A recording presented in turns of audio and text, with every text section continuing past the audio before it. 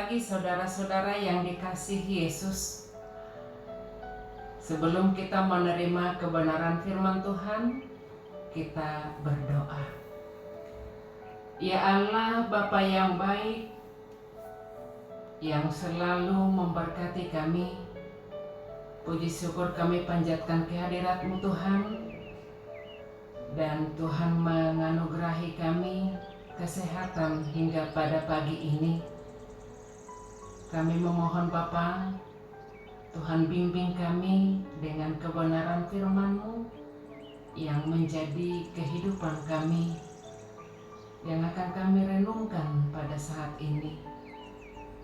Biarlah itu Tuhan penuntun kami, dan Tuhan selalu memberkati, menyertai kami. Dan juga bila ada saudara kami yang sakit, mari Tuhan, Engkau layak dan sembuhkan mereka. Dan biarlah dengan kuasa-Mu juga memberkati saudara-saudara kami yang bergumul. Kami serahkan hidup kami ke tangan Tuhan, dan dengan kuasa Yesus kami memohon, terimalah doa kami. Amin. Saudara yang dikasihi Yesus, renungan kita pada Kamis 29/2021 saat ini tertulis di Sakaria 7 ayat 10. Demikian firman-Nya. Janganlah menindas janda dan anak yatim, orang asing dan orang miskin, dan janganlah merancang kejahatan dalam hatimu terhadap masing-masing. Demikian firman-Nya. Saudara yang dikasihi Tuhan, pemberitaan nats kita pada hari ini adalah untuk menarik hubungan yang lebih dekat lagi antara masa lalu dan masa kini. Pada generasi sebelumnya, seperti pada zaman Zakaria sendiri, seharusnya orang-orang memahami bahwa Tuhan lebih menginginkan realitas spiritual batiniah daripada formalisme eksternal.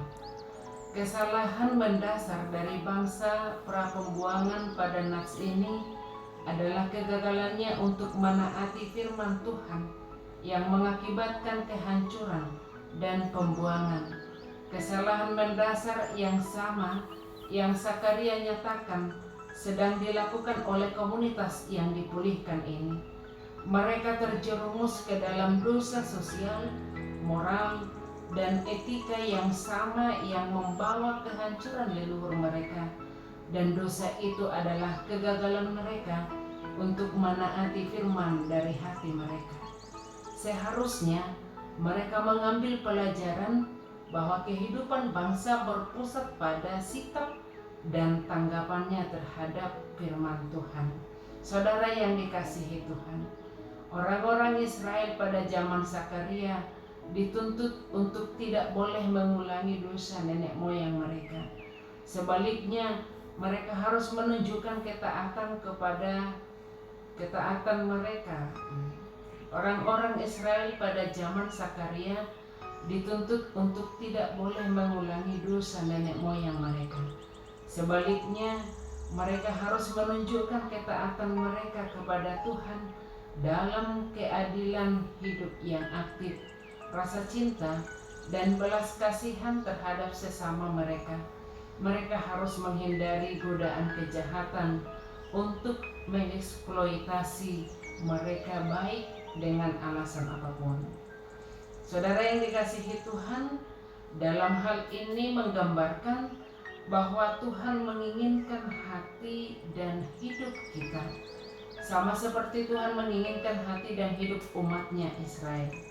Tuhan ingin kita mencintai apa yang Tuhan cintai. Tuhan Allah tidak hanya menginginkan kesetiaan individu, tetapi untuk melihat suatu masyarakat di mana nilai-nilai Tuhan berkuasa atasnya.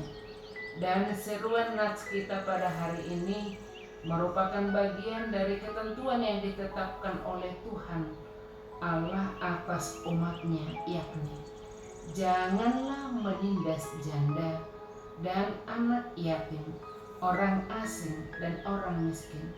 Dan janganlah merancang kejahatan dalam hatimu terhadap masing-masing. Saudara yang dikasihi Tuhan, dalam rambu-rambu lalu lintas terdapat jenis rambu-rambu yang bersifat larangan, seperti dilarang parkir, dilarang berhenti, atau dilarang masuk, dan lain-lainnya. Jika melanggar larangan yang sudah ditetapkan, dipastikan terkena sanksi sesuai dengan ketentuan yang berlaku. Rambu-rambu itu dibuat supaya lalu lintas di jalan raya berjalan dengan tertib dan lancar, sehingga tercipta suasana yang aman dan nyaman bagi masyarakat pengguna jalan. Karenanya disarankan supaya setiap pengguna jalan raya benar-benar memperhatikan rambu-rambu yang ada, sebab setiap pelanggaran bukan saja terkena tilang, bisa-bisa kehilangan nyawa karena kecelakaan fatal. Menurut Undang-Undang Kepolisian, palang pintu kereta api memang bukan rambu-rambu lalu lintas, melainkan alat bantu bagi penyelamatan lalu lintas. Walau demikian, pintu ini berfungsi sebagai pelarangan bagi pengguna jalan untuk menerobosnya. Artinya, kereta api harus didahulukan. Namun kenyataannya di lapangan seringkali seseorang punya kecenderungan untuk melakukan pelanggaran. Akibatnya ratusan jiwa melayang dalam kesia-siaan karena tertabrak kuda besi ini. Mereka telah menikmati buah pelanggaran, yaitu kematian yang mengerikan. Saudara yang dikasihi Tuhan, bagaimana supaya kita tidak terbawa arus pelanggaran? Nats renungan kita hari ini memberikan jawaban praktis untuk menghindari buah pelanggaran. Janganlah menindas janda dan anak yatim, orang asing dan orang miskin. Mereka ada di sekeliling kita. Prinsipnya adalah jangan menindas di antara sesama. Jangan saling membenci dan menyakiti. Hendaklah saling mendoakan dan menolong. Janganlah merancang kejahatan dalam hatimu terhadap masing-masing. Apapun yang dilakukan orang lain kepada kita, jangan beri kesempatan hal yang jahat menempeli hati kita. Melainkan, mari kita pikirkan hal yang baik.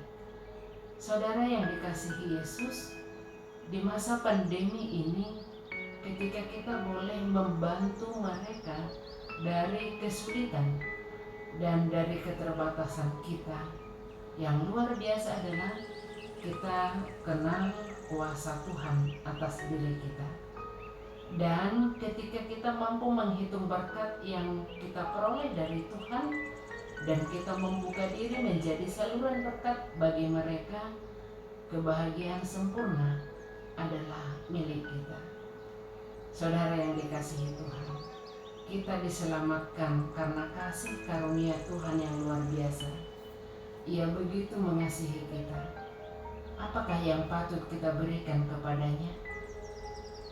Pujilah Tuhan dan sembahlah Dia serta ucapkan syukur dalam ketaatan kepada hukum-hukum-Nya.